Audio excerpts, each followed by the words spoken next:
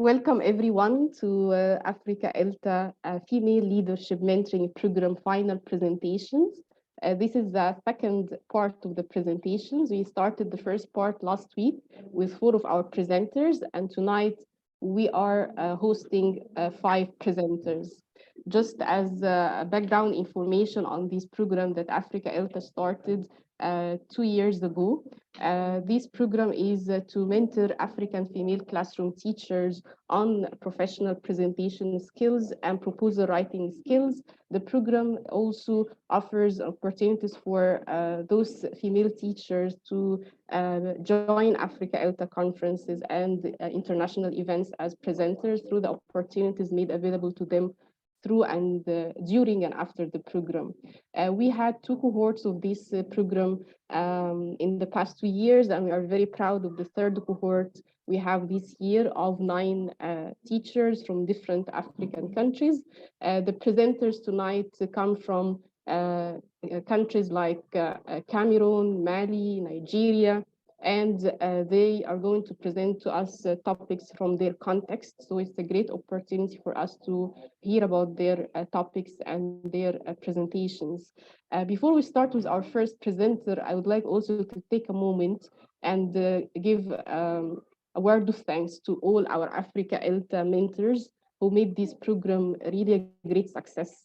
They have been dedicated and committed to this program from day one. We had a mentor for each teacher, and I would like to give them thanks today. They come from within Africa ELTA membership, and they are Africa ELTA friends and supporters, and we are very proud of the work that they have all done to help and support our teachers tonight after working with them through out the program for 3 months, actually, to mentor and support them to gain the skills needed to show perfect presentation skills through their final presentations tonight. I'm going to stop talking, and we are going to start our program tonight. We have 5 presenters. The first one is our presenter from Cameroon, Yevri. And just to give you a proper introduction, let me read her bio.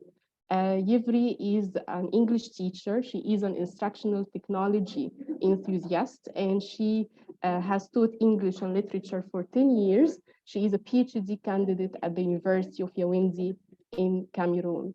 We are very proud of Yevri tonight. She's going to talk to us about assessment. Yevri, you have 15 minutes. After the presentation, you can post your questions in the chat box, and I will be able to ask them to our presenters. Yevri, the floor is yours. Thank you very much, Amira. Thank you to Africa ELTA. Greetings to everyone present here today, and it's a pleasure for me to share my teaching experience with you. And it's really a unique experience to have been given this opportunity by Africa ELTA. And like Amira said, my name is Yevri Rasifato. I'm an ESL and EFL teacher, and I've taught for 10 years. So I'm going to share my screen now.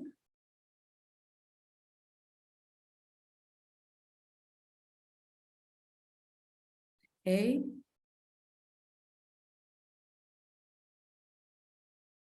So our topic for today is practical strategies in implementing formative assessment in large EFL classes.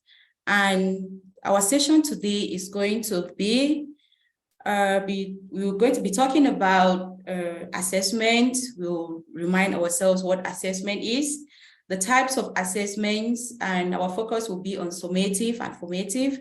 And then we will end with some practical formative assessment ideas.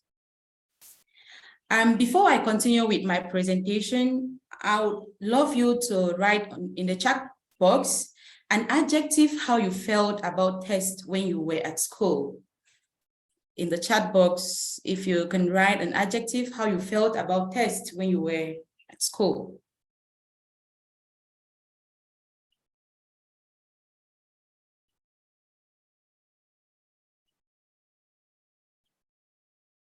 Okay. I can see afraid, apprehensive, anxious. Okay, Deborah says nervous. Okay. Okay. Someone said she had exams today and felt same. Afraid. Fasukoi said anxious. Okay. Thank you so much for those responses. And maybe we want to know why we have this feeling towards exams. That's a question that we are going to answer in the course of my presentation. So we'll begin by looking at what assessment is. And according to Learning Teaching Scotland, assessment is the process of evaluating how effectively learning is occurring. And this may be undertaken by teachers, by learners and teachers collaboratively, or by learners in collaboration with one another. And the types of assessment we'll focus on this today. We'll look at summative assessment, which is also called assessment of learning, and formative assessment, which is also called assessment for learning. Now, looking at those two, how different are they? Summative assessment is used to make decisions about students' learning, which are significant, such as whether a student should be promoted to the next level, or whether a student should receive some kind of certification of language ability. That definition is from Popham 2009. And then formative assessment, on the other hand, refers to all the activities undertaken by teachers or by their students, which provide information to be used as feedback to modify the teaching and learning activities they are engaged in. And we have that definition from Black and William, 1998. Now, when we look at these two definitions, there are things that stand out for each. For summative, we hear about decisions about students' learning. Who makes the decisions? The decisions are made by the teachers or by the administration. And the decisions are made whether a student has passed or has failed, or whether a student will be awarded a certificate or not. Now, looking at formative assessment, on the other hand, we are talking about activities, the different activities that students and teachers engage in. So it tells us that with formative assessment, students are involved in the process of assessment, unlike summative, where they are partial, they are not totally involved in the process. And to better make this distinction between formative and summative assessment, I would like to talk about Paul Black's analogy of the cook, where he tells us that when the cook tastes his soup, when the cook is cooking a soup, and then when the cook tastes the soup, it is formative assessment. And when a customer comes to the restaurant and tastes that same soup, it is summative assessment. Now, why do we say when the cook tastes the soup, it is formative? It is formative because each time the cook tastes the soup, it is to find out if he or she needs to add some ingredients, some spices, some water, need to put something to modify the quality of the soup, to make changes so that he or she can have the best quality. And on the other hand, when the customer who represents summative assessment tastes the soup, he is just going to give some kind of judgment, whether the soup is good or bad, whether it tastes good or nice. And so we realize that with summative assessment, the students are not involved. And that is why we have, most of the time, we have this anxiousness, this fright. People are afraid because we are not involved in the process, unlike formative assessment, where students actively take part, they monitor their learning. And that is hampered by Grant Wiggins, who says that learners need endless feedback more than they need endless teaching. So, but most of the time, teachers spend time teaching and not assessing. So, we will be looking at some practical formative assessment ideas that teachers can use in their large EFL classes. And the first one we are going to look at, which falls under collecting information, is think, pair, and share. Just like the name says, when students are given a task and the teacher wants to use this technique, the learners think individually. First of all, they brainstorm, they reflect on the task individually, then they share with their partners, and then they discuss, they exchange ideas to feel confident about themselves before they now report their answers to the class. Now, think, pair, share is very quite important because it permits shy students to be able to stand up and express themselves in class. After they have shared their ideas with their peers, they feel more confident about themselves and can now express themselves in front of the whole class. Now, the next technique we have is 2 stars and a wish. This is a very interesting formative assessment technique that is very good for teachers who want to teach their learners how to peer assess or self-assess. Now, how does it work? 2 stars refers to 2 good things, 2 things that the learners might have learned during the lesson, and then a wish, 1 thing that the learner may want to learn or that the learner might not have learned and want to learn more about. Now, it is important that when the teacher is introducing this technique, he should model it to the students. Let the students know exactly what is expected of them, because it is not obvious that the students will know them. So the teacher should take time and teach the students how to peer assess. And these are some templates for 2 stars and a wish that the teacher could print out if they have the resources and share to their learners after the learners must have been taught how to peer assess using 2 stars and a wish. And then these are some of the phrases that we can use to introduce 2 stars and a wish. And for stars, students could use phrases like, I liked how you did this. I really enjoyed. My favorite part was you demonstrated mastery of. I loved. And to express wish, we have expressions like, next time you should, I would recommend, you can improve by, I think you should have, it would be great. Okay, so these are some samples of 2 stars and a wish that my students, my level 12 students did some weeks back. The student says, I really enjoyed your essay because you have gave good example, okay? I liked your transitional paragraph. And then for the wish, the student says, you can improve by saying your plan in the introduction so that you follow in the work. The language is not so good, but we can see how the student has evaluated or has assessed the peer's work and is saying what liked and what he thinks that the peer can do. This other one we have, I like your introduction because your writing is well. I love your introduction because you do the plan. And for the wish, I think that next time you be define polygamy, because they were asked to write an introduction about polygamy. All right, another technique is portfolios. Portfolios are a very useful technique when students have to be taught how to self-reflect about their learning.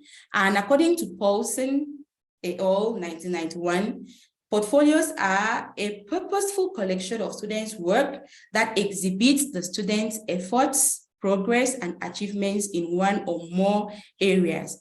And these portfolios could be homework, test results, self-assessment forms, posters, recordings, any work that the student does.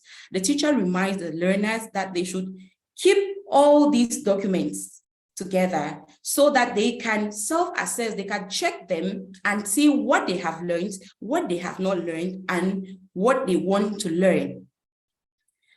Then we also have giving feedback. And under giving feedback, we have comment-only marking.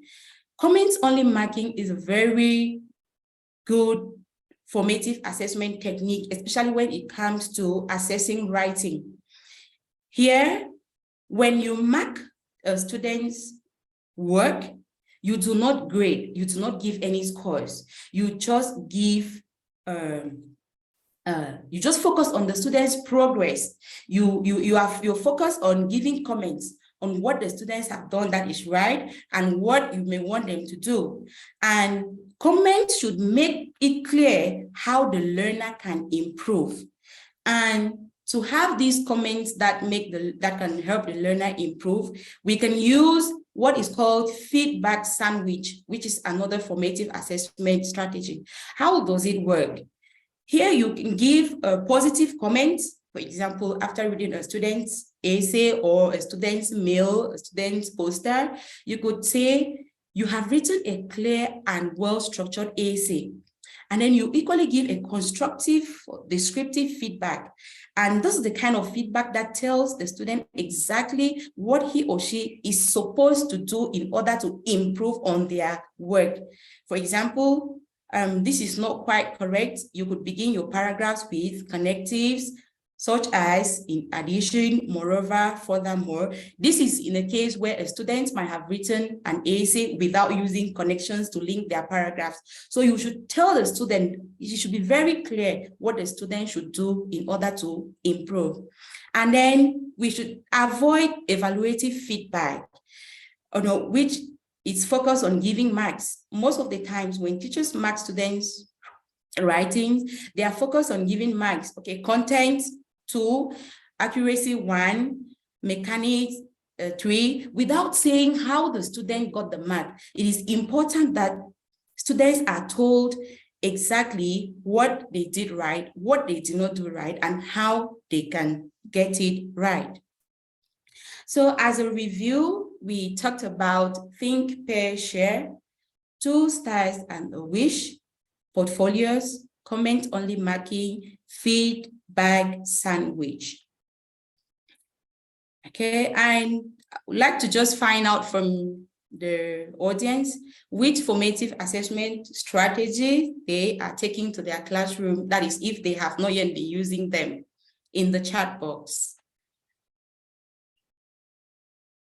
Which formative assessment strategy they would want to try in their classes, that's if they have not been using them yet.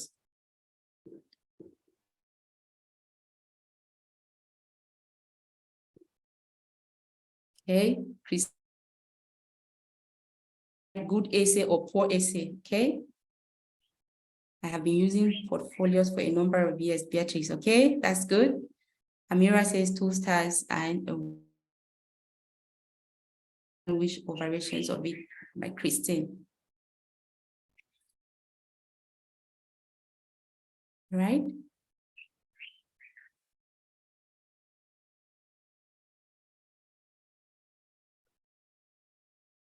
So these are some references that we could use for further information concerning formative assessment strategies that teachers can use in their classes.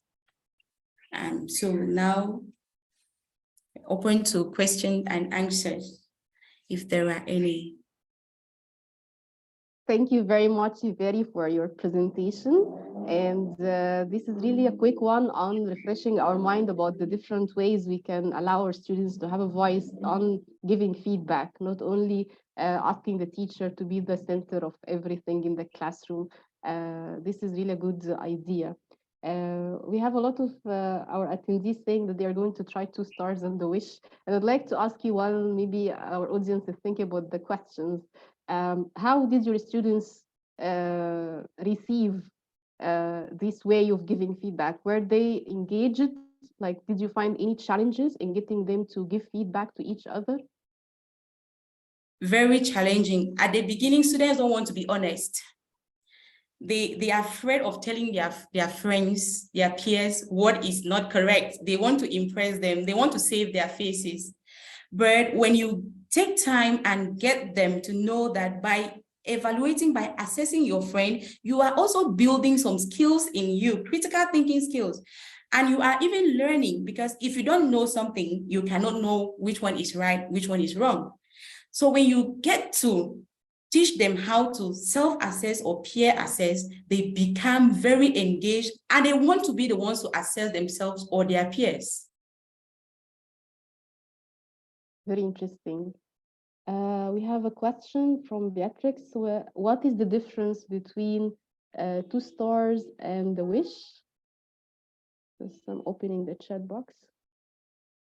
Okay, what is the difference between 2 stars and the wish and the sandwich feedback? What is the difference? Please, can I get the question again? Yeah, what is the difference between 2 stars and the wish and the sandwich feedback? 2 stars and the wish and the sandwich feedback are they are not too different, because with 2 stars and a wish, the learner is expected to give 2 good things for the stars, 2 things that they learned, that they enjoyed about the lesson, or that they understood most. And then the wish is what they would love to learn, if they are self-assessing, what they would love to learn in the next lesson, or what they would want the teacher to revisit concerning the lesson of the day. Or if they are peer assessing their peers, the 2 stars are giving what they think that their peers did well, and then the wish, they are saying what they think that their peers could do in order to improve what they have done. Now, with feedback sandwich, we equally have alternatives. With a feedback sandwich, we equally have alternatives where the teacher is able to tell the learner what good thing the learner has done. You give a positive comment to the student's work. Okay, you wrote, your essay was well structured, the paragraphs are well detailed, and then you also give constructive feedback, constructive or descriptive feedback, which you are very clear. You explain exactly what the student should do.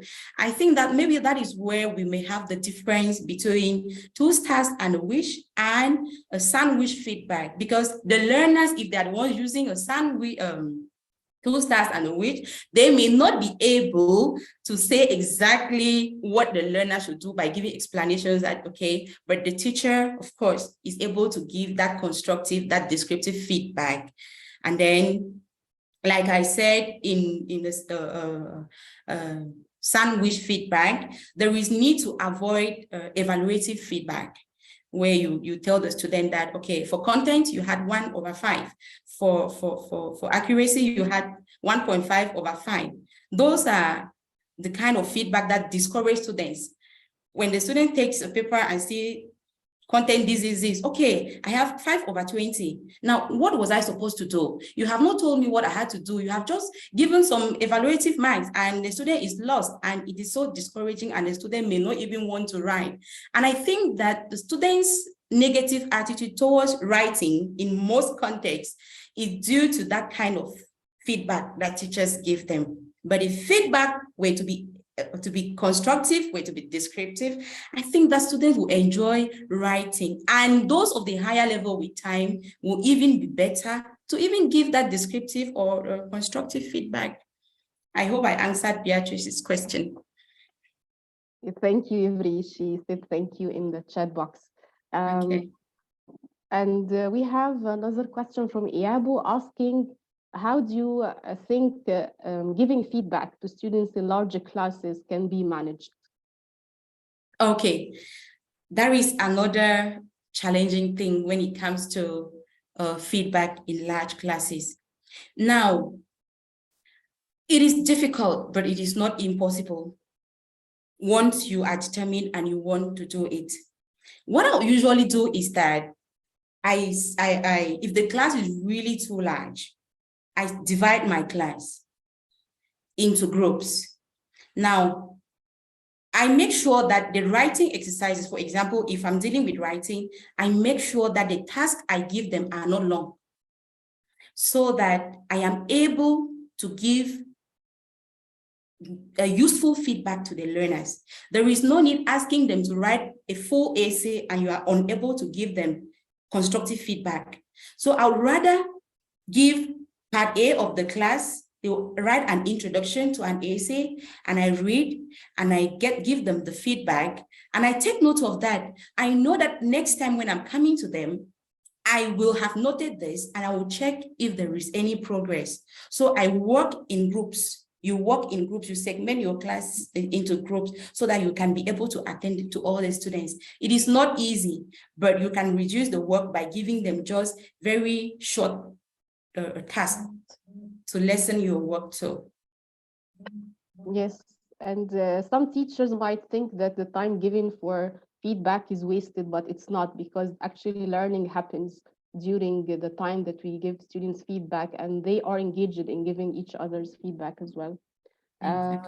Thank you very much, Yevri, for this presentation. You can interact with the audience in the chat box. And we have a lot of like really great comments about your presentation from different participants.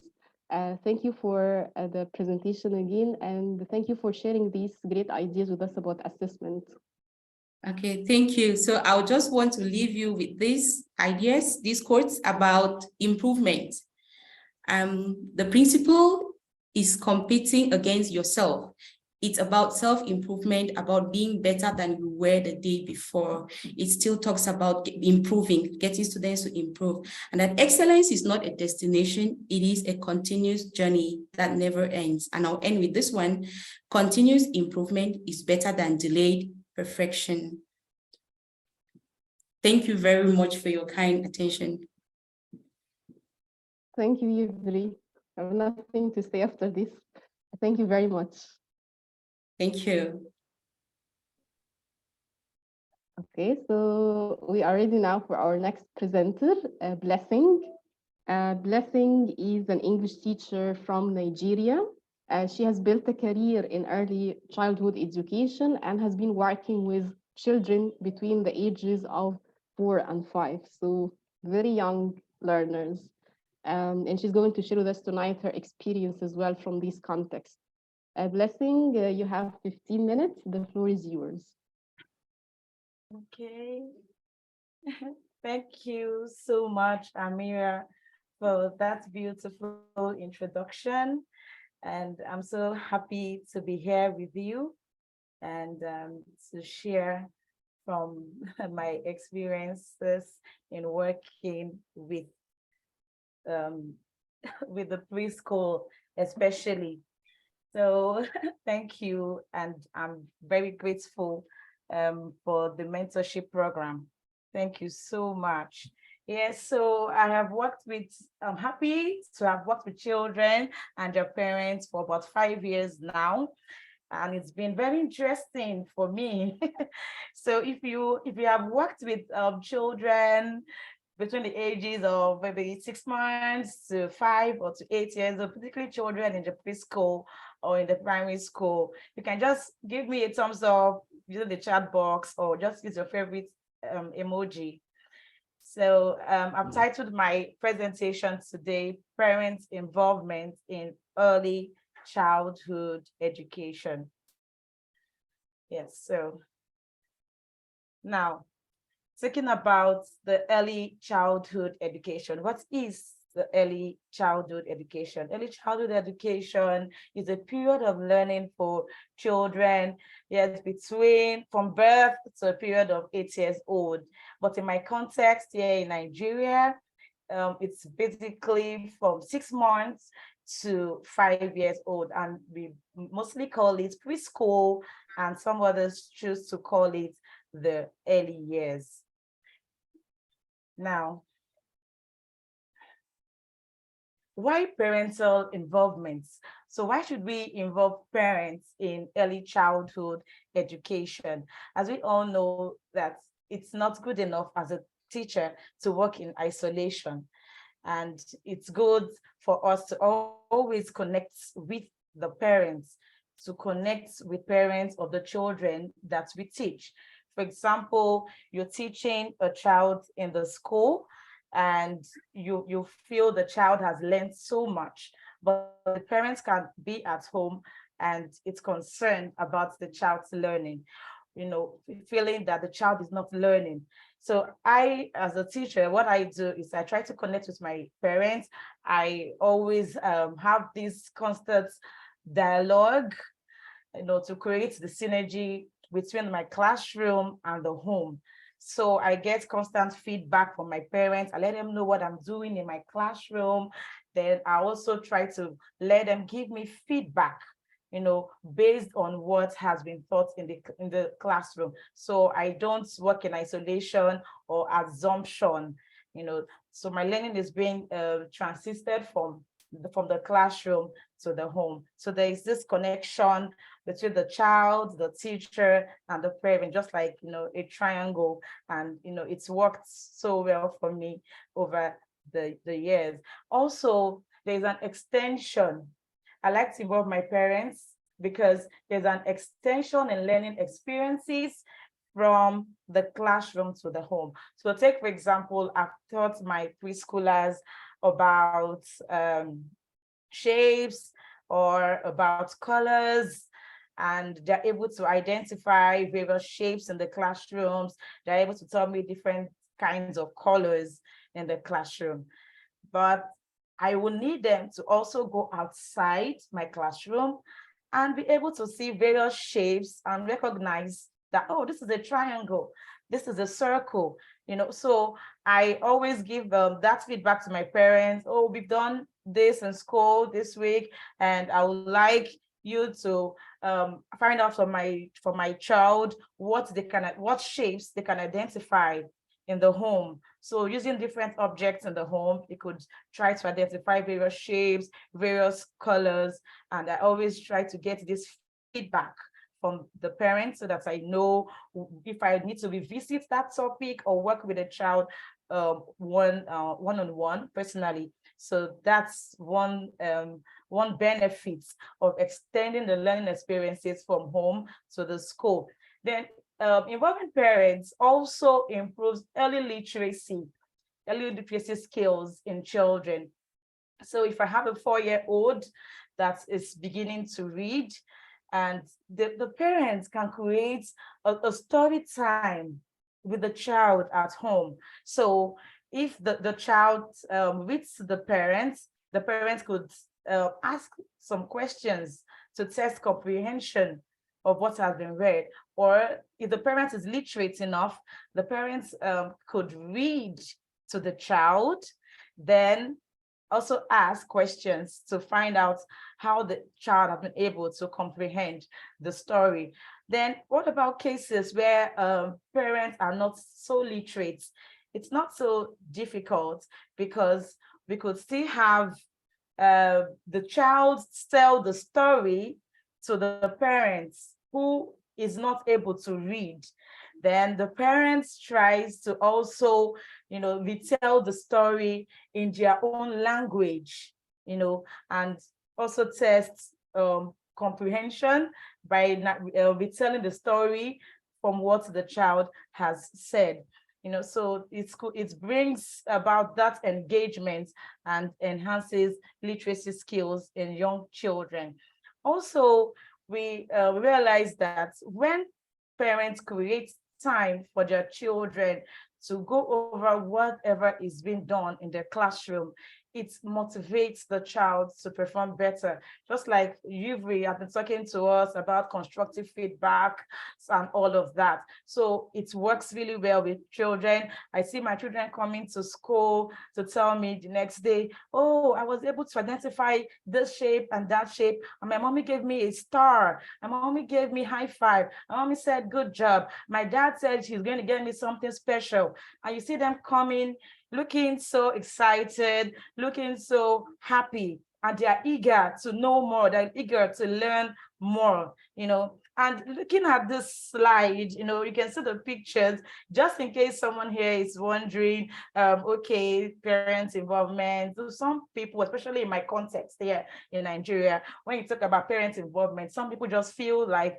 the role is basically for women, for the mothers. No, that's why I love what my my co-mentee and presenter from Cameroon, Christine, said last week when she talked about gender balance, you know, and that is why I try to use this picture here on my slide. So it's neither the role of the mother or the role of the father alone. So, you know, when I say parents, I'm referring to both the father and the mother, or as the case may be, whoever provides care for that child. Yes, so now I want to share some of my stories with you. I have several stories. I could go on and on, but for the purpose of this presentation and the time given to me, I will just share two stories of how I've been able to involve parents of children in my classroom.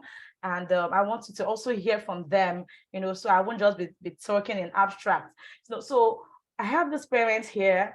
He brought the child to the school and met with the school head, and I was invited because she was supposed to be in my class. So from my observation and everything that was said, I noticed that she's the very active child, very active. So when we came into the classroom, I noticed that she wasn't ready to settle. She just wanted to play, just do the singing, do the jumping and all of that. But I had to start motivating her. Oh, good job. You can do this. I'm going to give you a sticker and all of that. So she was attracted to those kind of motivation and praises and all of that. And she started giving me attention. She could sit. Then I also observed behavioral pattern. I noticed that there were things I needed to work on. So I discussed with my school head. I also discussed with the parents. I started doing videos, you know, for evidences. So what I will do is that whenever she does some kind of things, I'll talk to her, and I also send the videos to her parents for evidences. And I noticed that the parents, they were very involved, because by the time she comes the next day, she tells me, oh, my mom told me that if I keep doing this or that, then that means she's not going to be my friend. You know, she says things to me like that. I want to be a good girl. I'm a good girl. You know, so it tells me that my efforts is not being wasted. So I also have some other things I did with her, like in terms of reading. I noticed that she's somebody that when she comes to class and we start reading, she may not really follow the way we blend our words and, you know, read. She might just see a word and she just says it. You know, she has that gift of, you know, grasping things, but not really knowing the techniques behind it. So I shared with her parents some apps and the strategies that I use, the blending techniques and everything. And it's worked. After a period of time, I noticed that they were also working with her. I was doing the work in school and they also followed at home. And let me not say it all. I would like to play this video. Yeah.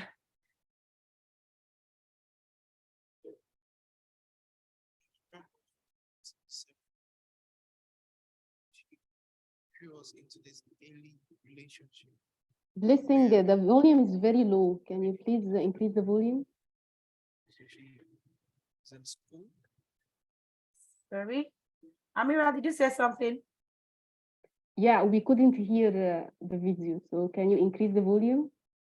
Oh, okay. Please permit me to reshare my slide. I missed something. Sure, yeah. Okay, thank you. Okay.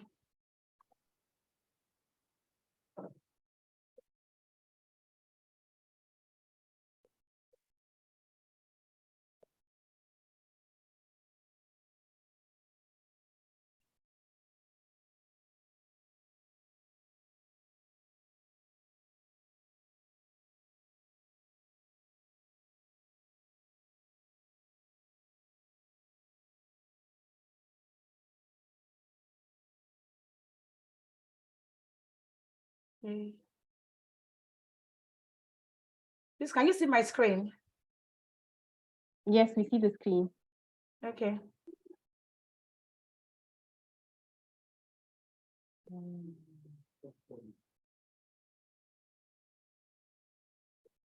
need to remove all this to put it on. Okay.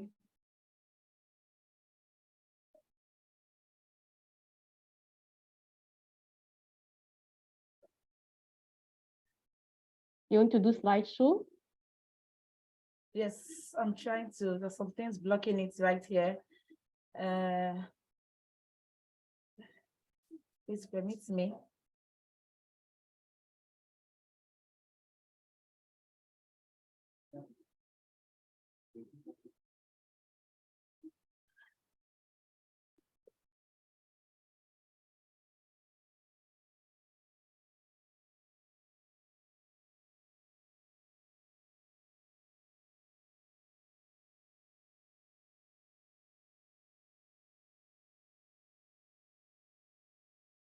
Parents' involvement in child.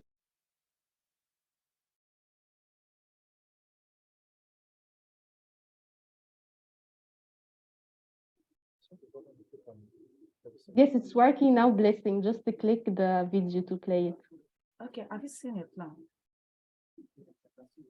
Education at home. It's a beautiful one.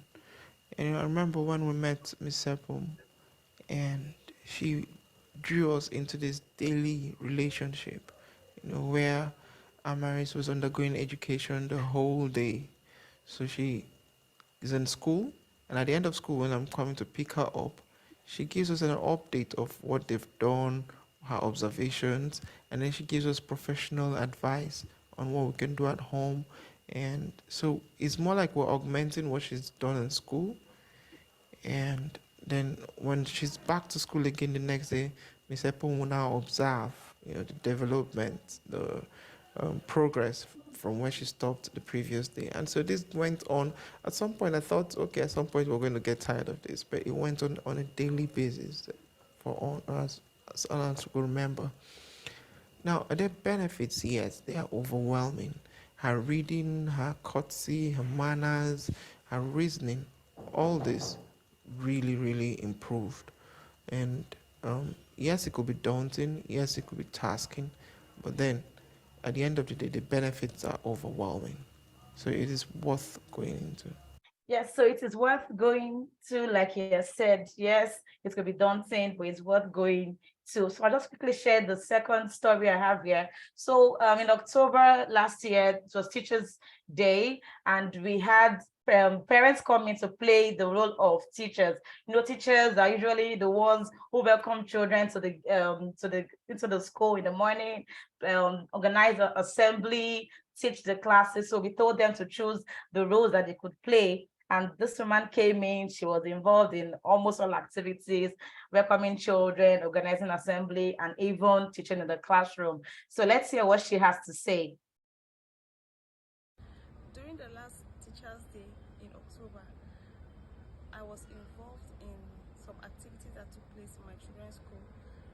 I took the role of teachers in the school, and it was awesome.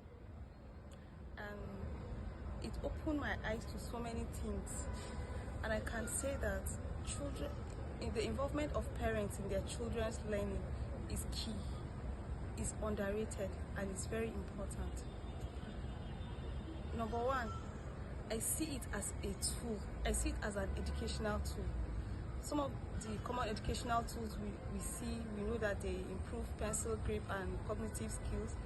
I see that the role of parents in their children's learning is a tool that motivates their children in thinking. It's a tool we don't see, but it's more.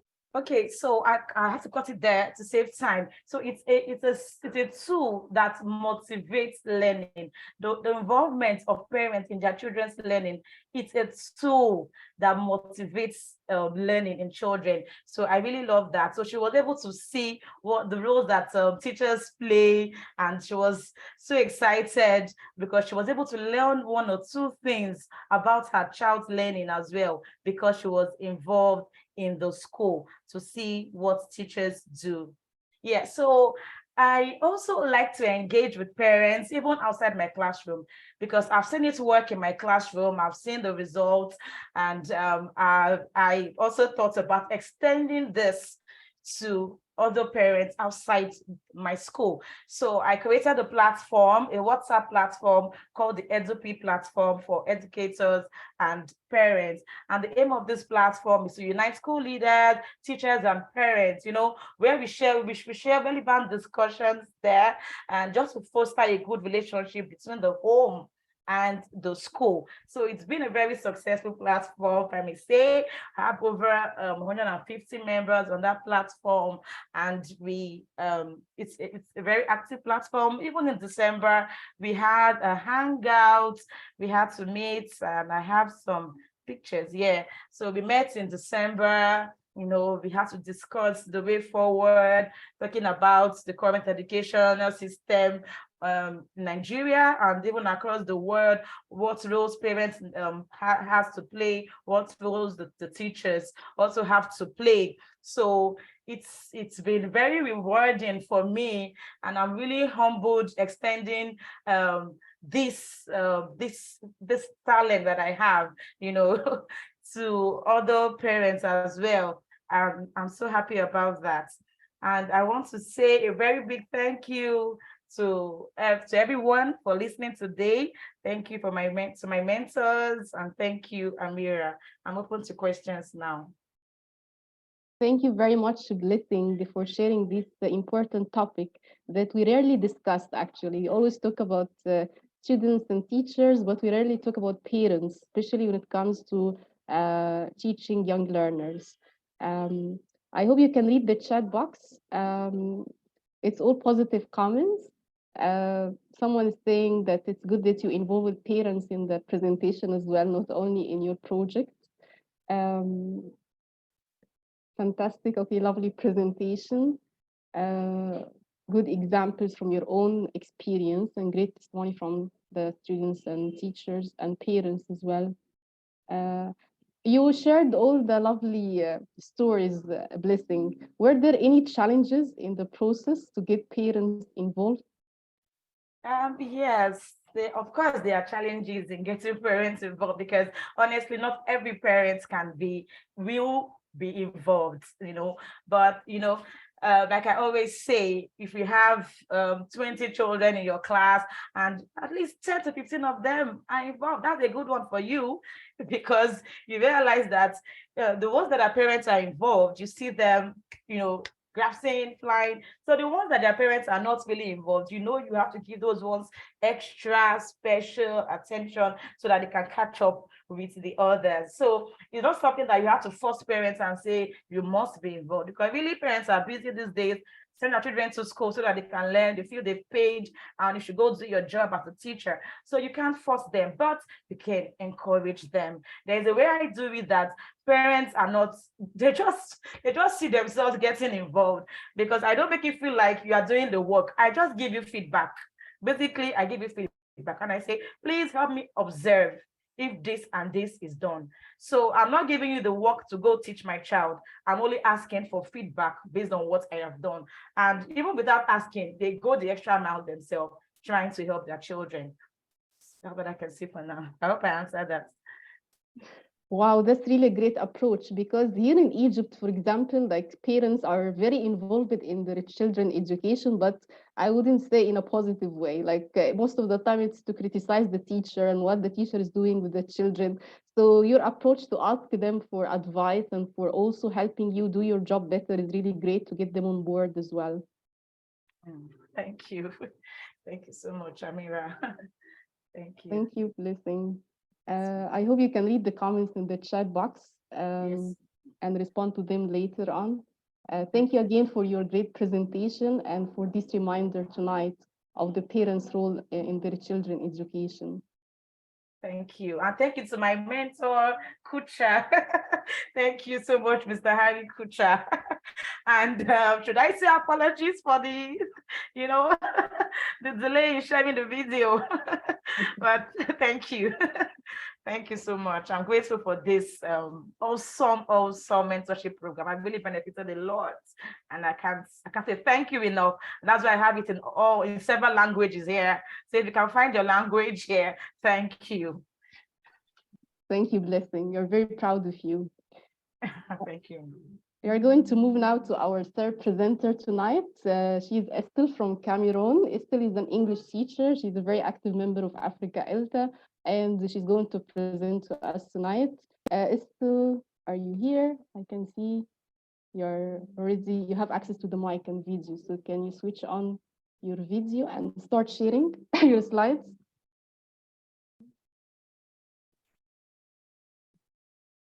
Yes, we see you. Hello, everyone. Hello.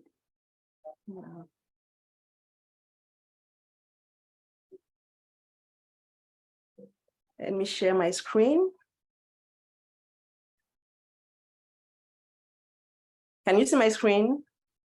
Yes, we see your screen.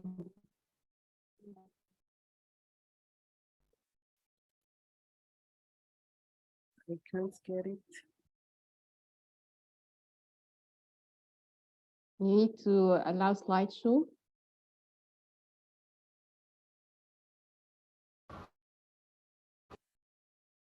A second, please.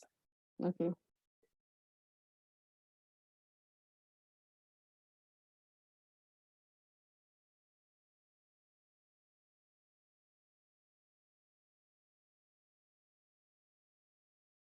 Yes. Thank you very much to Africa ELTA.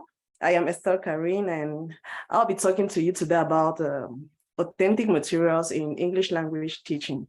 But before we begin, I would like to ask you some few questions you'll be able to answer in the chat box. What is this? Can you tell me what field? What field can this be related to? What field of studies can this be related to? Or what field of work? You can answer in the chat box. I'll be able to see your answers. Medicine, good. Yes, these are tools that the medical staff, nurses will use. Now, this one, I didn't give you the names. What do we have? What field can we relate this to?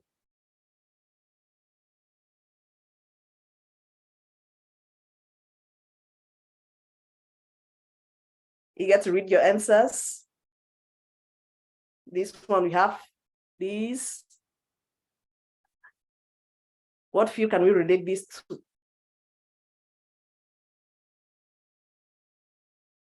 Electricity, construction, carpentry. Thank you very much. Now, I'd like to ask you, what are the tools the teachers use in classroom? What are those tools used by the teacher in the classroom?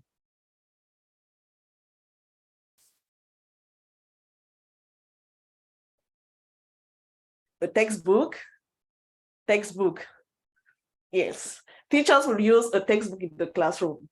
What do they teach with the textbook? They teach language, but actually, we are in Africa, we are teaching language, and language is used to teach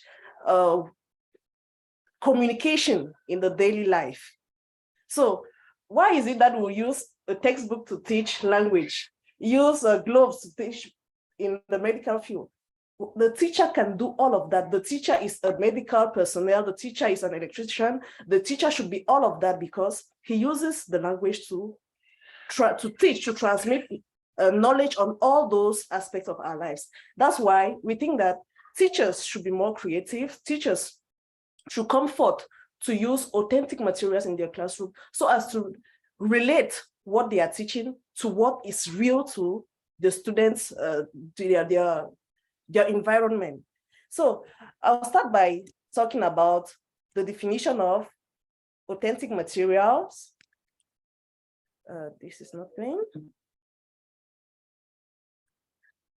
We'll start by defining authentic materials. We're also going to talk about different types of authentic materials, the benefits of using them in classroom, and how language teachers see authentic materials, because the science teachers will use reactives in their class, they will use different portions in your class, but the language teacher, always with a textbook, always with a chalk, it doesn't really describe an English language teacher. Now, how can we use authentic materials in various language classes? That's also what we are going to see. So we are going to first start by defining authentic material. What is it?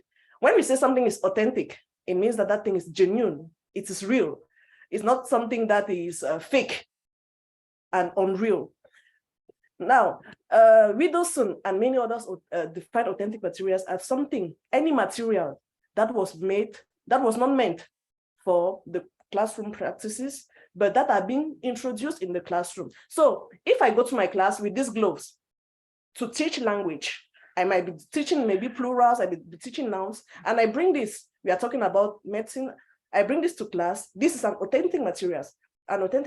I'm not showing just a picture to my students, but I'll let them see it, touch it, and since they already have, they have prerequisites, they have an experience, they know, they might have already seen it. So it'll be easier for them to talk about it. It'll be easier for them to share their experiences about what the medical field, what is this, they'll try to pronounce the word, they might wrongly pronounce it, and I'll help them pronounce it correctly. So that is why it is important for us to bring real things, authentic things that are real into our classrooms. So there are different types of authentic materials. We can find them everywhere. Everywhere we go, we have authentic materials. It's just for us teachers to be creative a lot to see that we can use this to teach that. So we have visual authentic materials. I took this example of the Africa ELTA poster that was communicating about the annual conference. And if you bring this to your class, you show your students, they'll read it. What is the purpose of the poster? Is to communicate. It's not to teach. So that is why it is called an authentic material.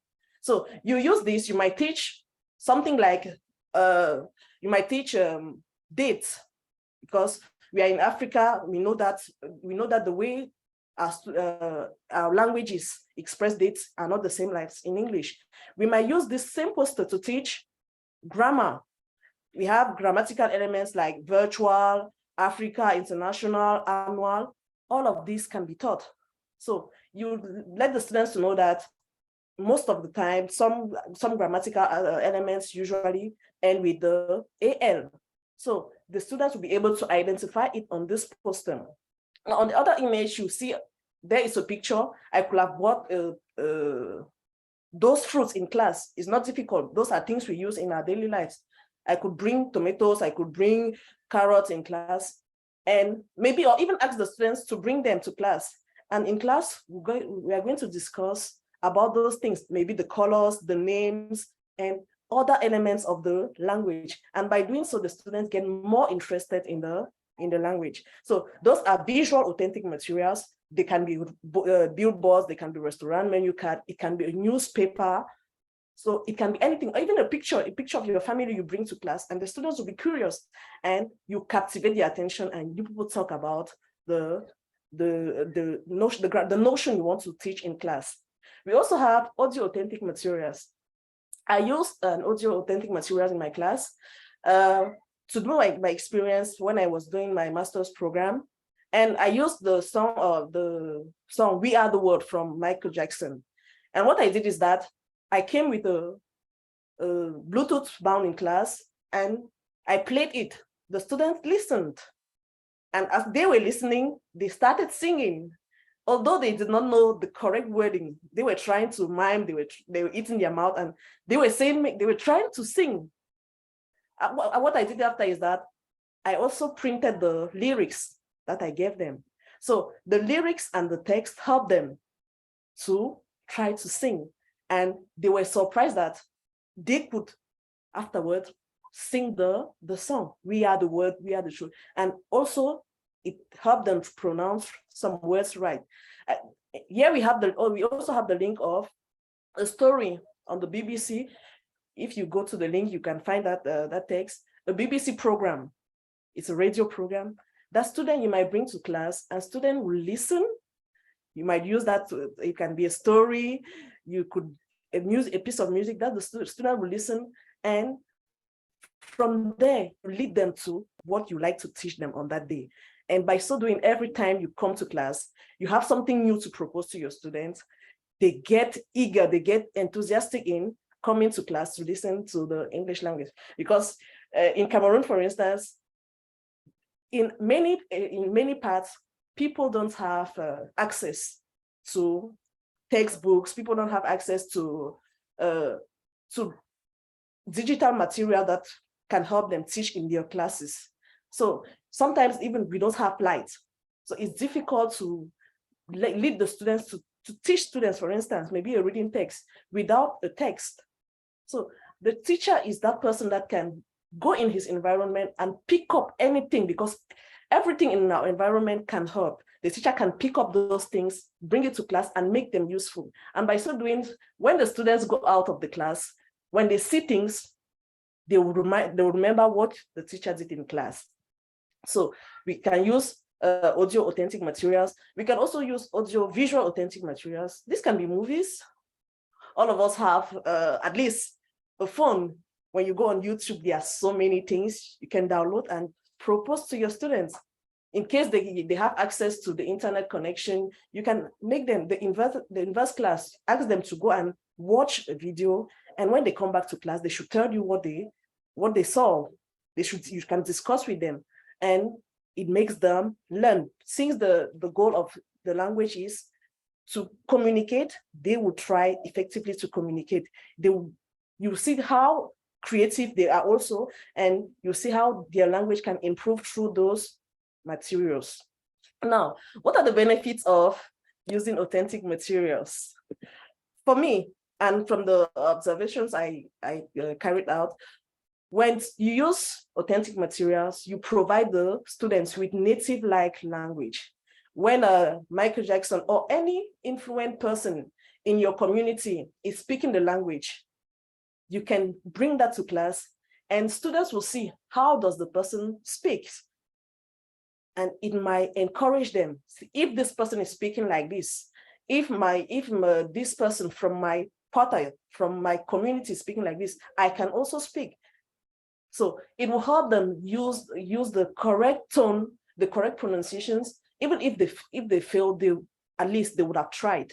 So with authentic materials, you bring the students closer to what is real to the native language, because we cannot deny that language is also is culture. So you cannot dissociate both of them. When you lead the students to speak in a language, you are automatically going to talk to them about the culture of the people. So authentic materials naturally carry authentic language. What you in a community, one thing might carry one name, in another community it will carry another name. It might have a particular story in one community and another in another community. So when you do that, you bring that to class, students will learn not only the language, they might also be able to learn about a large other number of disciplines they are doing. It will captivate and motivate them, help them in learning, because therefore learning will not stop within the classroom. Learning will go above the classroom. They will start looking at the walls of their school and saying something, at their constructions, at posters in their, and they will be able to say something. When they move in the street, they will see billboards and they might be captivated. What is that poster saying? If it is in English, a movie they watch, if there are subtitles, they will get interested in the subtitles instead of going to another movie. Authentic materials will also constitute an immersion context. If we are not able to go to England, how can we learn about the English? We can watch a movie. In that movie, in a TV program about the English people, about England, we are going to get immersed within the context, within the cultural environment of the English people. Authentic materials exhibit EFL culture into the classroom. For instance, in French, we have this expression, filer à l'anglaise, filer à l'anglaise. In that expression, you have English, but when the English correspondence is take a French leaf. So when you bring that to class, students will be like, what is the link? How come can you translate filer à l'anglaise to take a French leaf? There is no, it cannot be understood. There is a historical part behind that. During the war, you try to explain those things and they get curious. So this is how it happened. And as I said before, the authentic materials will arouse learners' curiosity towards the cultural differences, what is done here? How do we do these things? How is it done how is it called? All those things, it will make them to think forward. Because we don't always have the necessary resources, bringing what is available to us will help the students learn better. Now,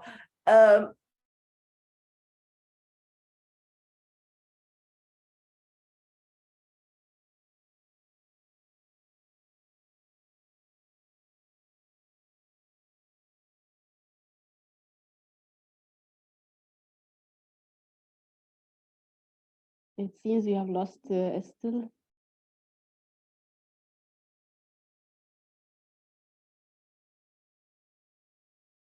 We're just a few minutes for her to come back.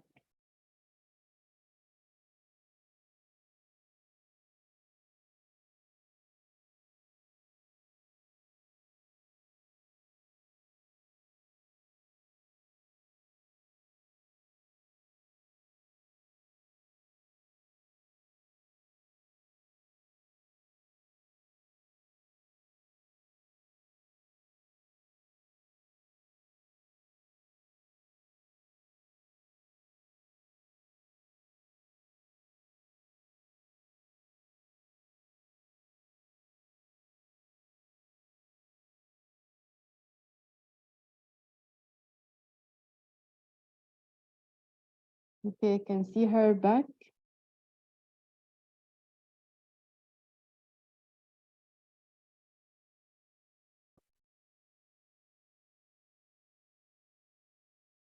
Hello, Estelle. yes, I'm Okay, sorry, I certainly had a we're connection waiting for you. problem. Yes, I was talking about the attitude of teachers towards authentic materials. And during my study, I noticed that from the reaction of the teachers, they said authentic materials to use is very strenuous. It's not very easy. When you come to you can get up in the morning, you have prepared your lesson, you just carry your bag and your textbooks and you come to class. Whereas using authentic materials, for instance, if you have to carry a hammer to class, it will be difficult, right? But there are those little things. You can find the hammer in school. There are other things you can bring to class, which will not be dangerous, but it is possible. So for them, it's strenuous to start thinking about authentic material. A teacher is somebody who is creative. A teacher is somebody who is very open-minded. A teacher can teach everything. He can teach biology. A teacher teaches everything. So the teacher should be able to bring all his resources to be able to make the student to pass on his message and let the student use their linguistic skills to appropriately communicate. Some of them would not like to get away from their comfort zone. I've been doing this for years. Why will I change? This has been working. Are you sure it has been working? Have you assessed yourself? Try to do something else and see how it works. So teachers should stop being just blocked on one. They should get out of their boxes. They should try to do something new. They also say it is time consuming. For sure, it is time consuming because you cannot just take any material and you bring to class and you try to pass on a message unless maybe you have practiced several times. But it requires some great amount of preparation. That is why they say it is time consuming. But the truth is that for those who tried during our research, it yields good fruits. Not only the students feel more comfortable with the authentic materials in the sense that the class is no more that boring. They stop saying that, as they say in our context, c'est Dieu qui donne l'anglais. They start saying that, they start trying to go towards the language. They are more captivated and it facilitates teaching. And certainly the teacher has to be creative. It makes the teacher to go beyond the standards of teaching and to find out new methods, new techniques in helping his students to use the language communicatively. So it is possible for us to use everything in our environment to teach language. Everything, I mean, all the skills of the language, grammar, vocabulary, pronunciation, reading comprehension, because those are things we do in our daily classes. In our daily life also, we use all of those skills. A grammatical notion, you see a billboard somewhere, there are things that are written, expressions that are written. You can use that to teach grammar in your class. You find things that are interesting, a book, a journal. You will be able to teach vocabulary items depending on what you want to teach. Reading comprehension, writing. I took, for instance, these two images. Yeah, on the first image, can you please tell me what you see there? And if we go into the language field, what can be taught with the first image? This one.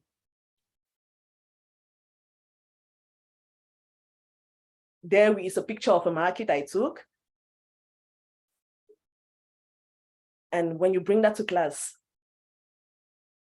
you can teach food, yes. Thank you, Amira. What else can we teach with this picture? Amira says you can teach types of food, items sold in the market, yes.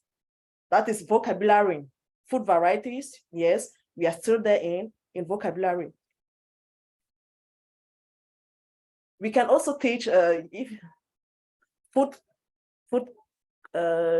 services, food utensils, yes.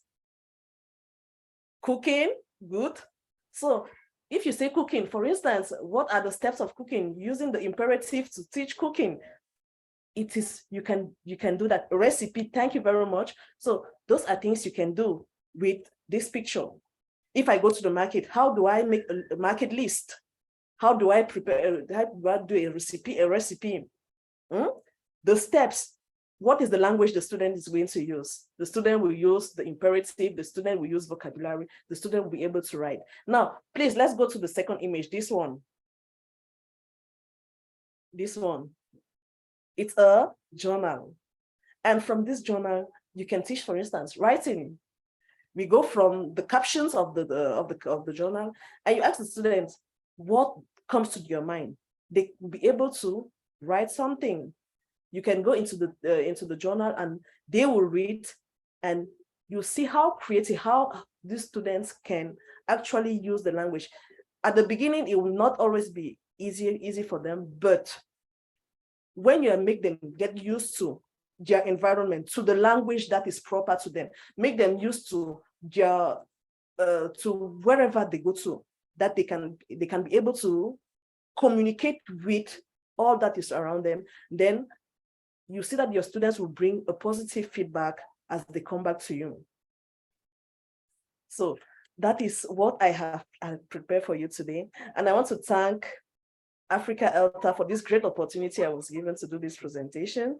Thank you, Amira, and all the other mentors. And I'm very grateful to my mentor, Irene. She has been wonderful. I'm so grateful. To the other mentees, I am also very grateful. Thank you, Amira, and thank you all for listening.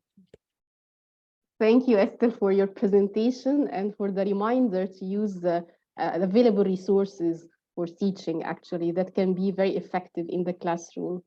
I'm just checking the chat box to see if you have any questions. It's mostly all comments. Yeah, Alan said this provides a good answer to questions about how to teach in low resource environment using what's available. A wonderful presentation, Esther. And tell us more about your students' reaction to you using these authentic materials in your classroom. When I brought the woofer in class, they were like, "What is this woman going to show us today?" And I just started playing the music. And they said, okay, the music, they knew the music. So some of them started singing.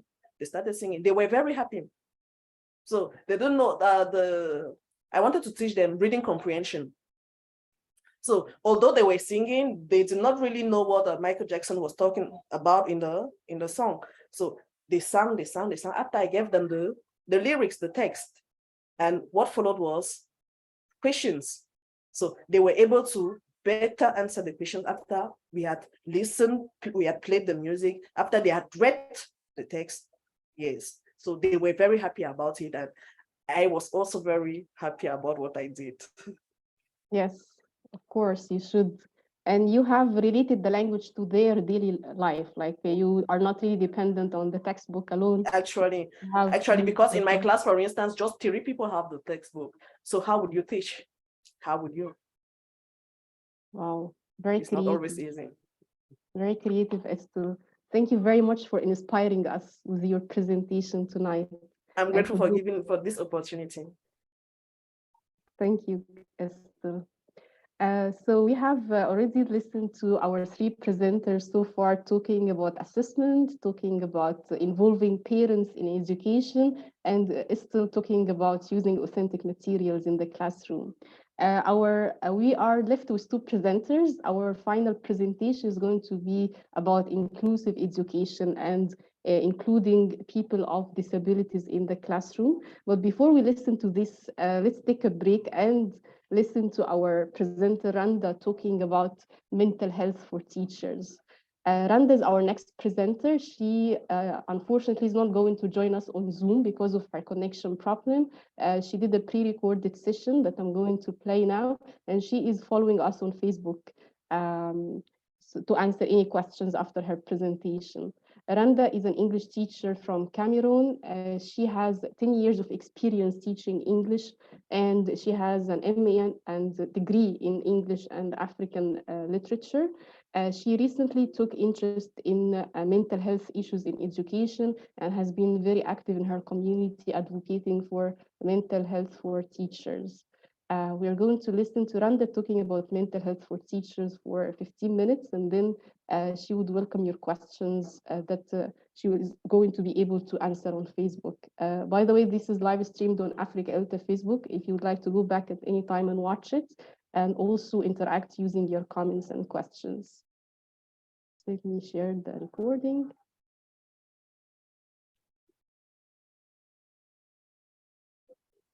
And please let me know if you can hear the sound clear enough. Greetings there all, and thanks for having me here tonight. I'm truly excited to be part of this presentation. I am Clotilde Randa from Cameroon, and my topic for tonight is prioritizing mental health for classroom teachers. And before we ride on with this presentation, I just want to find out from you guys what you understand by mental health, because I want to believe this is not the first time you're coming across this. What do you understand by mental health, please? You can just drop your comments in the chat box and I'll look at it. Thank you all. Thank you all for your answers and from every indication. It is quite evident that we are all abreast of what mental health is all about. But if I should add something, I would just like to say that mental health has to do with our entire well-being, and this well-being can be further broken down into our emotional, psychological, and social well-being. So a sound mental health would imply a state of well-being in which an individual can cope with everyday stress, can work productively to reach his or her full potentials, and can contribute to his or her community positively. So being healthy mentally empowers you and gives you a sense of control over yourself. Now, from this definition of mental health, why do you think that it is necessary for us to have such a discussion in a professional space like this meant for English language teaching women? Why is mental health important to us as classroom teachers? Why should we prioritize it? Looking at, or from the definition we have looked at, you can as well drop your comments in the chat box and I'll look at them subsequently. Why is mental health important to us as teachers? And as we attend this question, I just want us to look at our screen, look at the picture we have in front of us, and if you try to interpret the picture from what we have there, we can find the teacher, and this teacher looks completely worn out and exhausted. And what we have behind, or what she is carrying behind, is a school. So from this picture, I just want us to relate this to the question I have asked. Why is mental health important to us as teachers. All right. All right, thank you. Thank you for your answers. Thank you for your brilliant responses. I would just like to make a few observations. And the first one is that we have to understand that mental health and human performance are not two separate pursuits, okay? But rather two parts of the same equation. We can't separate the two because these two are what make humans flourish. So if you actually want to flourish in our roles and duties as teachers, then we need to be sound mentally because workplace with a high level of mental well-being are more productive or lead to productive gains. Reason why teachers, we as classroom teachers, we need to prioritize or care for our mental health for a commendable teaching and learning outcome. Uh, Please, another observation I want to make: sometimes we teachers, we are stuck and or preparing lessons, planning lessons, grading our students, and we have other personal issues to tackle. We give so much thought to others at the detriment of ourselves or of our well-being.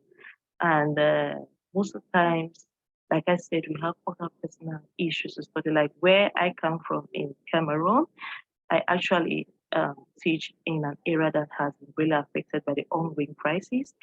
And most of the times we are unable to go to school due to um, the gunshots, the series of kidnaps, teachers are being killed, students are being kidnapped. There's a lot of insecurity where we work. So most of the times we work under these deplorable and precarious conditions that usually affect us mentally, demotivate us. Of recent, I had the opportunity to discuss with some of my colleagues from, and they had the same observation to make. They don't feel motivated working in such an area because first of all, you feel so insecure and nothing is being put in place to address the situation. And then some of us are forced to work in areas we know no good roads, no potable water. I mean, the working condition usually is really, really something you wouldn't want to experience. So all of these have a great significance, have a role to play in the mental. They really affect mental well-being and affect teaching outcome. So that is why this topic is what is quite relevant to us as teachers, because I want to believe most of us are actually experiencing these, and we truly haven't known, we have not yet had a means of probably addressing these, or we have not had the support we need that could keep us going, and we really don't know where to seek for help. So I think we will we will look at we will quickly look at some of the signs and symptoms of mental health problems that has been that affects most of us, or most of us have been experiencing already. And before we look at this, I would just like us to understand that following a new RAND report 2022 findings, 73% of teachers feel frequent job-related stress, and 28% have symptoms of depression, and 59% report burnout. So rates of depression and burnout are highest among teachers. And these are some of the watch out signs. Please, I want us to look at these. Just look at your screens and see some of the signs and symptoms to watch out for. And if you can identify with any, if you have actually experienced this or you actually experienced it, please, you could just let us know in the chat box. We have, sorry, we have feeling sad, Most of the times, most of us are guarded. We isolate ourselves. We are so quiet. We are always moody. So if you're actually experiencing that, then you should be very, very careful, and that should already indicate that you are actually expressing some mental health challenges. And then if you're suffering from mood changes, okay, mood changes, if you hear a lot, like some of us who happen to to to be teaching in areas, like I said, that are highly insecure. We teach, we are frightened, we teach in fear, we feel so insecure. And then if you're suffering from sleeping disorders, and this could be hypersomnia or insomnia. Hypersomnia means probably you sleep a lot, and insomnia means you actually don't sleep. Then that should be a cause for concern. And then if you are usually irritated, you suffer from low self-esteem, you don't feel uh, proud about yourself, you don't feel um, proud about what you do, you are not sure of whatever thing you do, you lack confidence, then you should watch out. And then if you happen to have lost interest in your job or whatever thing you do, you feel helpless, you're helpless, you don't derive any pleasure in your profession again. You don't feel motivated. You're so uninterested in whatever thing that is happening around your job. Then that equally should be something worth paying attention to. And then if you feel emotionally exhausted and drained, if you suffer from muscle tension, stomach ache, and periodic anxiety, then that should equally be a cause for concern.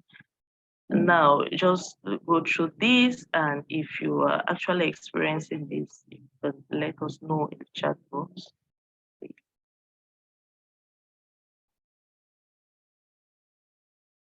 All right.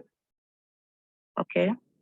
So thank you for your reactions and feedbacks. And from every indication, looking at what we have here, it is evident that most of us here are actually facing or experiencing some of these challenges.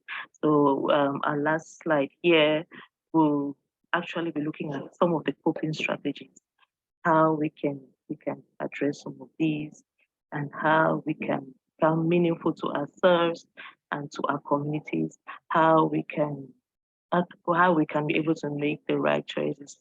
And yes, the right choices about ourselves, about what we do, and how we can react positively to situations around us. So the first thing is that we should seek help.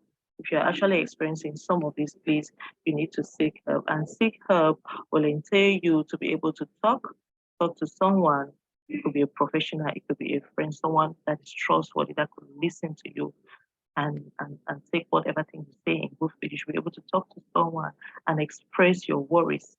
We have lots of professionals out there that could be of great help to you. Then you could take a break if you think the workload is so overbearing to you, because at times you might feel emotionally drained, you might suffer from a burnout due to the workload you have in front of you. So if you think this is just too much for you, you could take a break, and then you could nurture valuable relationships, connect with co-workers, and engage in healthy conversation.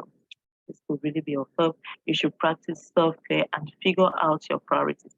Self-care will entail what you eat. You could say nutrition is for help, and then it could equally entail you equally warrant you to exercise regularly. You could equally see a fitness coach for help, and then you will need to have adequate sleep. We have lots of sleep specialists out there that could be of help. And then you could practice. You could visit a spa once in a while if you have the means, which is not quite expensive, for a body massage that could be of great help. And then you should participate or engage in exchange programs like these. seminars and workshops that could boost and build back your confidence. And delegate tasks. If you think the work is too much for you, please delegate tasks. You shouldn't do everything by yourself. You share out responsibilities. That will really, really help you. And you should be contented and live in perfect tranquility. You should practice the philosophy of Stoic. Like you shouldn't worry about things you have no power over, you can't control. You shouldn't worry about those kinds of things. You should learn to accept situations and move on. And you finally should be family oriented and practice positive parenting or family relationships at home and in your classroom. So without much ado, this is the end of my presentation. I hope it's actually added some value in us. And I'm looking forward to your questions if there are any. Thank you all for your kind attention.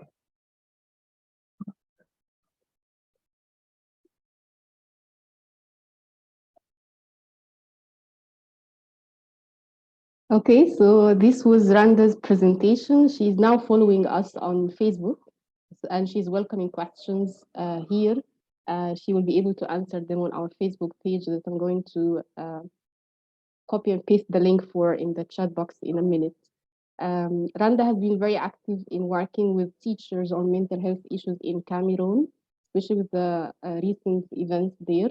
And she has been really one of the dedicated mentees in this program, trying her best tonight to join us, but her poor connection failed her. So she's joining us on Facebook.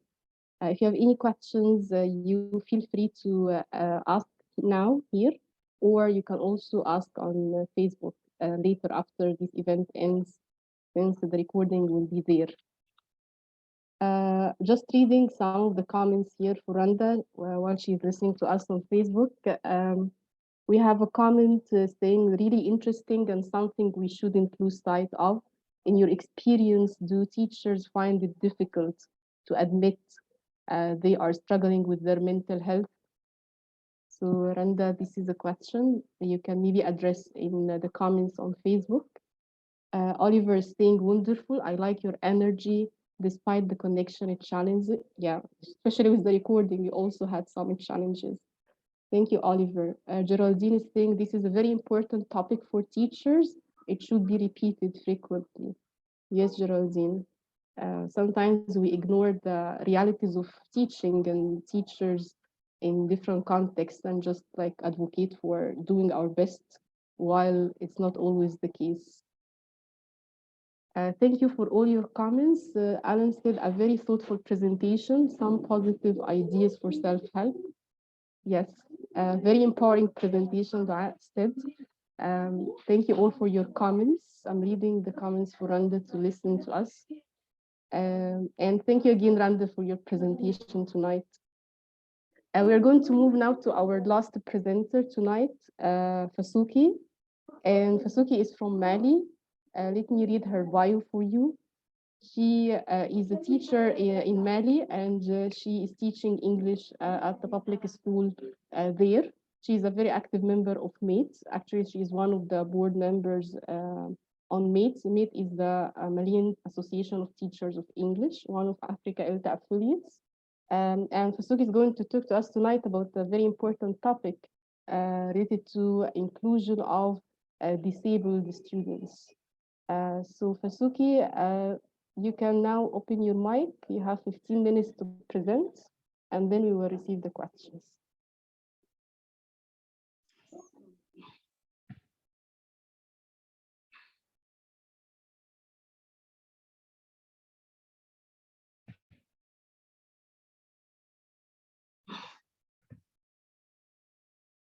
So, good evening, everyone.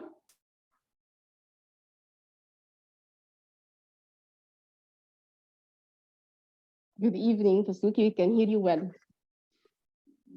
Okay. So, can you see my slides? Not yet.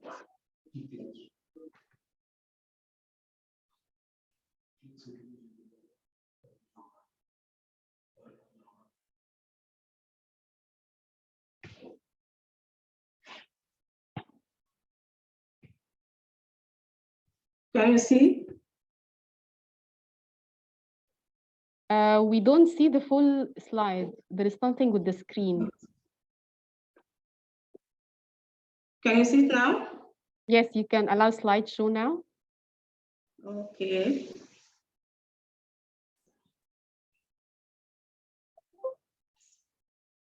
So it's okay now, Amira? Yes, but you need to put it on a slideshow.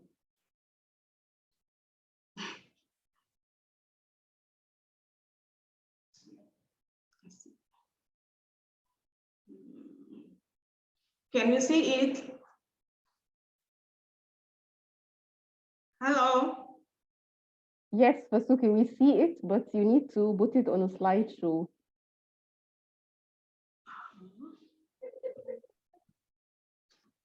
So I thought that, so it's a technical problem, maybe I need help, I don't know.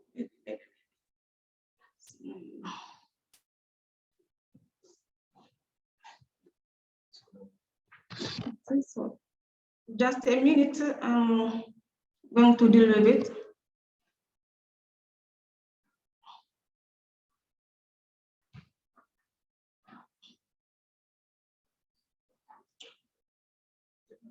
Hello, Amira? Yes. Can you see it? Okay, you need, yes, to allow slideshow at the top next to animations. You click, yes, okay, great. We can see it now.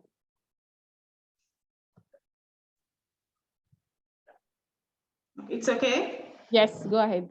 Good. So I'm so sorry for that. Good evening, dear all. I'm so excited to be here and to see all of you here today. And thank you, Africa ELTA, for giving me the opportunity to talk about a topic I care about. So to present you the topic, my topic is about the challenges faced by physically disabled learners in Mali. So let me tell you why this choice. So let me be clear on one thing first. That is, now this year, let us be clear on that, that this year I didn't have any student with an impairment, but I used to have such students in my classroom, and I used to be in the same class as a student with a disability. So the choice of this topic is because I chose this topic because it is something that I really care about. And when I talk about this topic, I feel like sad. I used to have a smiling face, but something that that hurts me a lot. Something that hurts me a lot. And I feel frustrated when I talk about it. It's an issue that still existed in our schools here in Mali, but the focus is in the cases of Mali. So I present this because I want to find how we can help those students, those learners with impairments. That's the reason why I really want to talk about this topic. So, about me, as Amira said, this is all me. I'm a teacher of English in a public high school of Kankou Musa here in Bamako. So I'm an alumni of 2016 Teaching Excellent Achievement, Fulbright. I'm a member of Malian Association of Teachers of English. I'm a member of the board.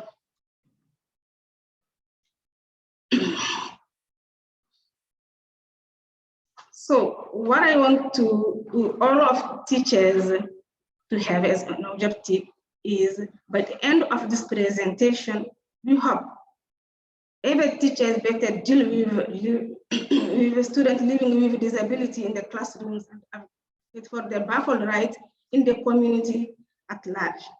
So we want every teacher who have such a student or who even didn't have such a student to be engaged.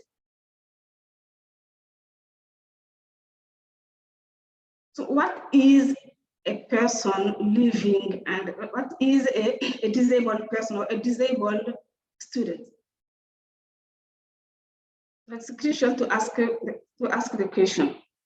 So any person or group of persons living under or function judged to be significantly impaired. Sorry, it's not very big. The usual standard of an individual or a group. So a person living with an impairment is considered as a disabled. An impairment which,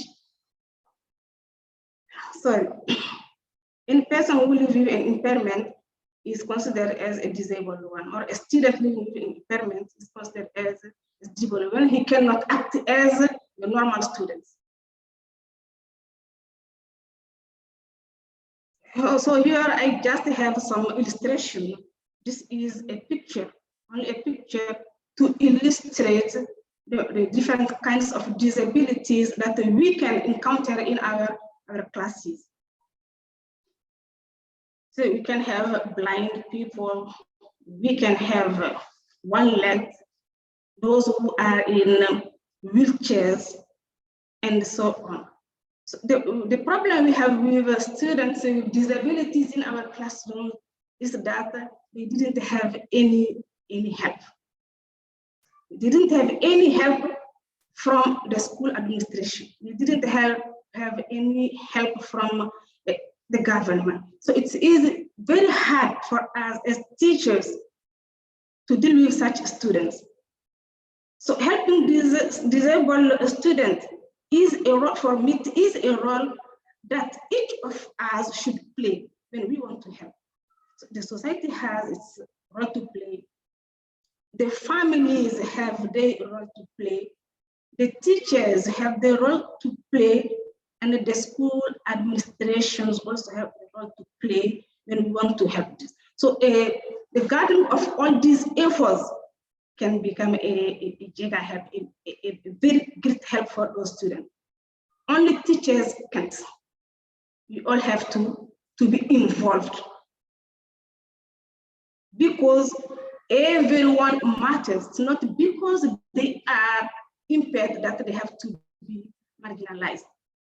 So let me talk, when I say everyone matters, so we should denounce. When we see such situation, we should tell it to the school administration. So I have a student, he has a problem to get in the class or to get outside the class. So in our classes, generally, our classes and our schools are buildings. So our students who have difficulties to move, it's very hard for them to get in there because there is no interest or no exit, especially for those kind of students.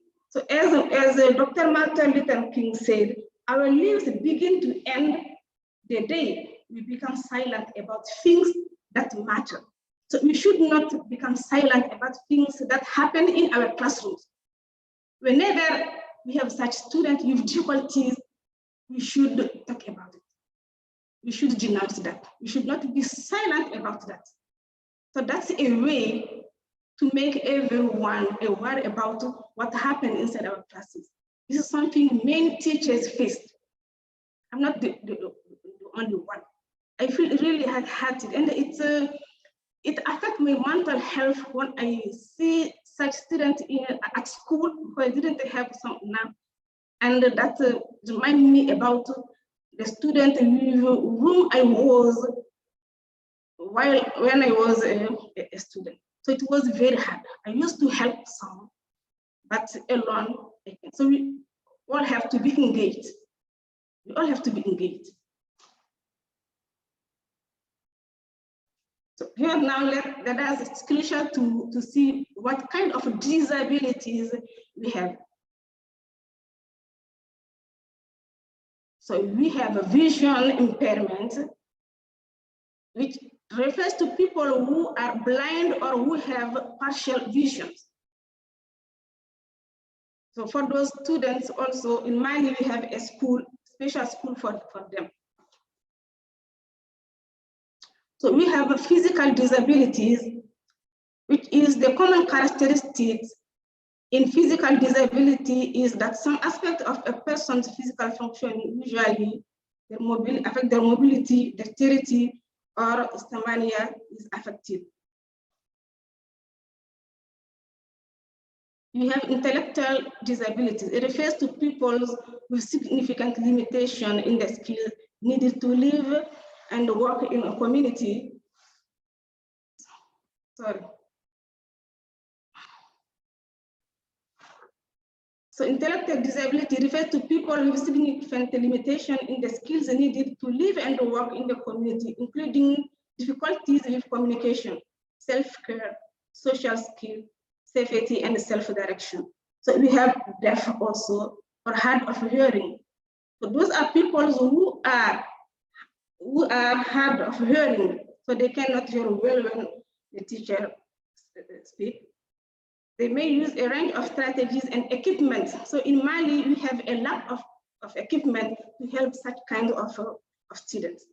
So equipment including speech, lip reading, writing notes, hearing aids, or sign language interpreter. So we didn't even have here in Mali sign language interpreters.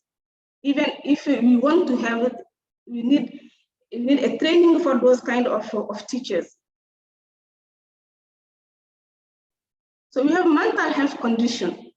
It is a general term for a group of illness that affect the mind or brain. This illness which includes bipolar disorder, depression, schizophrenia, anxiety, and personality disorder. Affect the way person think, feel, and act. Talking about mental health, last year I used to have one lady in my class. So that lady, when it's too hot, she just fall down, and it's okay for the whole day. So when you face such situation, what should you do? Some students and even some teachers say, no, this is just spiritual issues, this is that, this is this. I think that we should denounce that, see the family, what happened with that person, and in which climate can we put such kind of students. Every time when it's too hot, it's the same thing. It's really difficult for teachers to face some situation without any help. We should have at least some doctors inside our schools, and maybe psychologists, and every person that can help. I feel really bad. I feel really hearted when I think of all those things.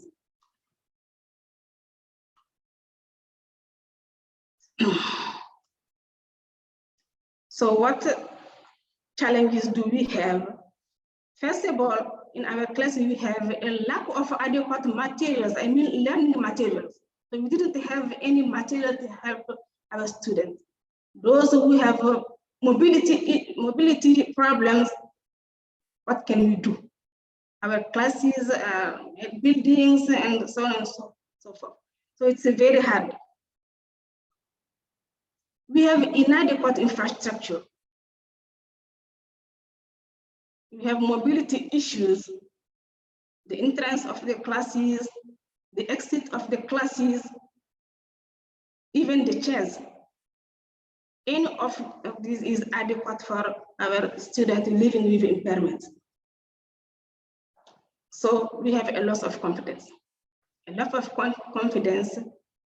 The students living with impairment themselves, they lose confidence in themselves because of the attitude of their colleagues or the attitude of the society.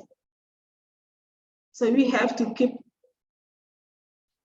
to talk to the society, to talk with the society, I mean, to talk with the school administration, to talk among us, to talk to such students also.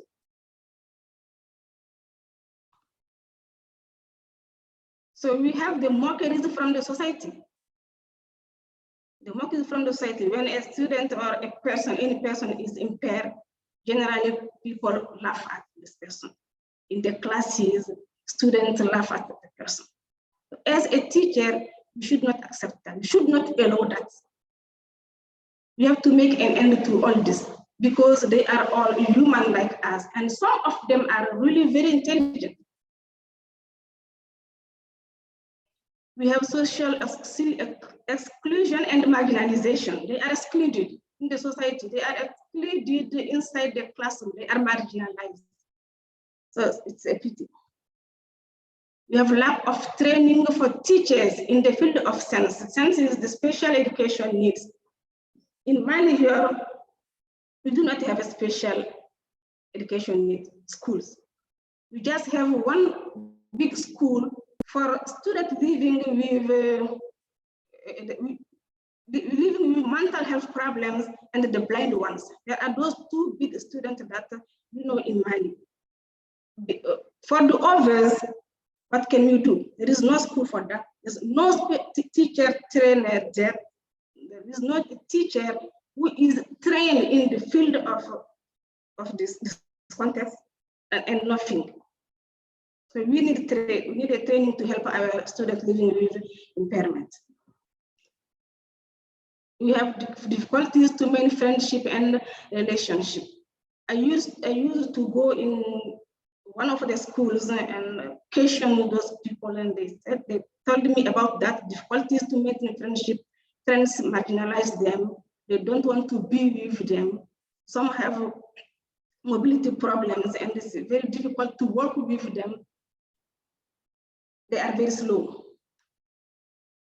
So this is a picture I took with a person living with disability, and he just talked me about the history that I didn't have a great time to talk about that. That the picture is here to witness that during my researches, I went in the school and take the picture. The lady here is the director of the school.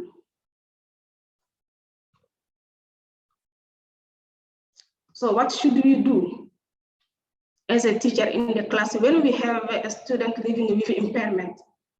So we have to provide independent practices. So to help physically disabled students, teachers should slow down. We have to slow down in the speed with which we proceed information.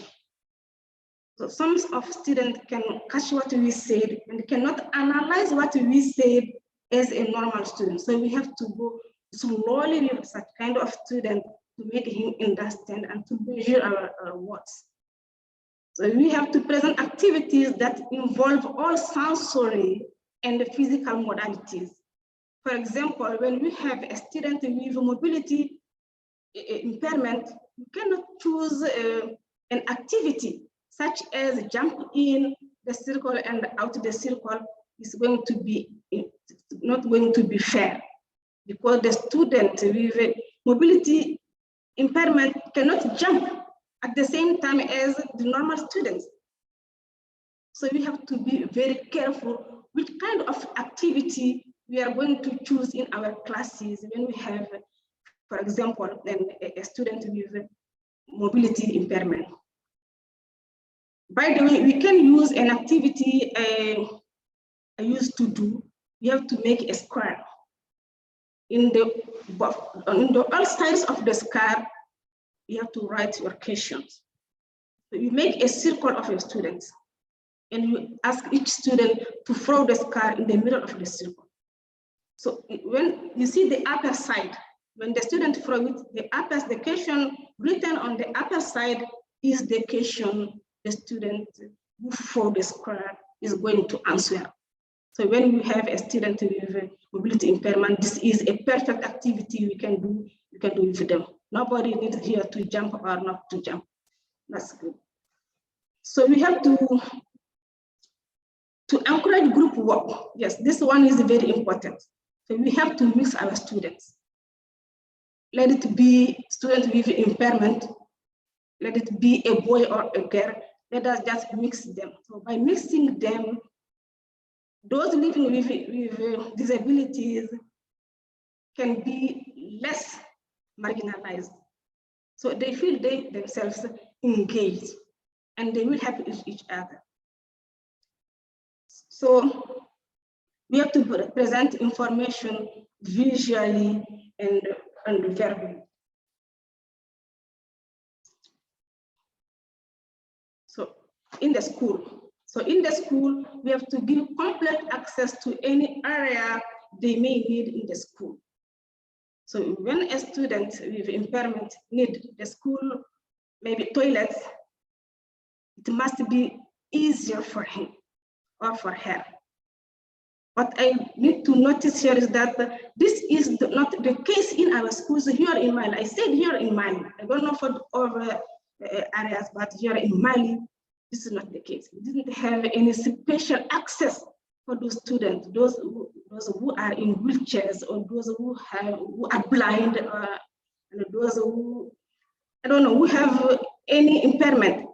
So it's very difficult here to live with them and to deal with it. It's challenging. It's challenging. So we have to treat all students favorably. This is something we said, but it is done. No, I don't think so. Our students are not treated favorably. So those normal students have all access. They have no difficulties.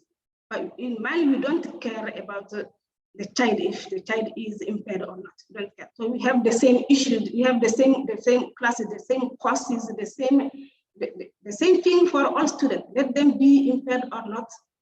Let them be disabled or not. In Mali, we have the same thing for everyone. Let this be normal or not normal. So make access to wheelchair users. That one makes me laugh. That's what makes me laugh. Because we have stairs. When you build the classes with stairs, in your mind, you don't think about those students. That may happen. In every school, you should have an access for those users of wheelchairs. You have to build the classes that are adaptable to the need of disabled learners. Those are things we need, but we didn't get them yet. So let us talk about the country itself, what Mali can. We have some proposed one here to identify the sensitization against. This is what our government should do. Sensitization against the discrimination of disabled learners. We have to keep sensitizing, sensitizing every time. So provide more resources to support sense. Okay, provide more resources to support sense. But what are those things? We have only 2 special schools here. What about the other students living with impairment? We need to support sense, but we have to build such schools first instead of thinking about providing more resources. It's okay, we need to provide more resources, but we need to have more schools first. We have to implement special care centers in the schools. Some of our schools here have doctors and some things like that, we can call it, but it's not special care centers. When a student living with impairment have a problem, we have to take him outside the school to see a doctor. So we have to create more sense good. So this is the one which answer providing more resources to support sense. We have to create more schools and provide them with adequate learning material. So in this way, I can say that the Malian government provide a help for our students living with disability. So thank you so much. Thank you so much for attending. Thank you, everyone. Thank you. Thank you very much, Fasuki, for this presentation and for raising awareness about students who have disability in your context.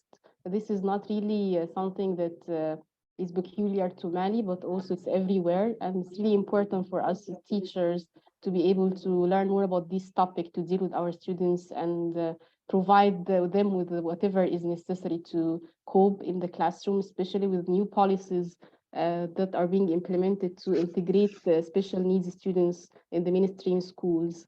Thank you very much for this presentation. And in the chat box, we have some comments from participants. Alan is saying, thank you, Fasuki, really useful reminders of in-class strategies that teachers can adopt to support learners with different needs. And he has shared a good resource here that we can check. Also, I'm just reading. Deborah said, what a great presentation, very informative, with lots of valuable ideas that we can all benefit from. And thank you for teaching us something about your context as well, Mali, which is new information to many of us here. Just checking the chat box. We don't have any questions. A very thought-provoking presentation from Transform ELTA. Thank you again, Fasuki, for the great presentation tonight. And this is the end of our presentations tonight. We had 5 presenters tonight from our mentoring program, and we had 4 last week. These are 9 mentees who have completed the Africa ELTA Female Leadership Mentoring Program this year. We're very proud of the work that they have done, despite of all the challenges with connection and with busy schedules, being teachers. And also we are very thankful and grateful for all our mentors. I would like here to share again these slides of their names and faces. I shared it at the beginning, but I think we had some audience joining later. So I would like to share it again. We had, these are our 9 presenters from Tanzania, Cote d'Ivoire, Cameroon, Togo, Mali, and Nigeria. All are great ladies. They are all presenting for the first time during this event, learning for the first time how to present and give a conference presentation. And they have written proposals in preparation for these final presentations, following the Africa ELTA Mentoring Program guidelines of writing conference presentations as well. They're all active teachers in their classrooms, and that's how they have been selected. We are glad to say that the call for applications for this program will open again during the summer. We have one every year, and we are going to follow up with our current teachers who have become now presenters. They are going to write to us in the Africa ELTA newsletter about the reflections during the program, sharing the experience with other teachers to join us in the future. Also, I would like to say thank you again to all our Africa ELTA mentors who have helped all our teachers during this process. We have male and female mentors on board. They are all passionate about this program, and they have put a lot of effort and time in making it really a great success. Thank you to all of you, our teachers and our mentors, and also our audience tonight who have joined us to celebrate the success of the program. And we look forward to having you with us in future events. Thank you, everyone.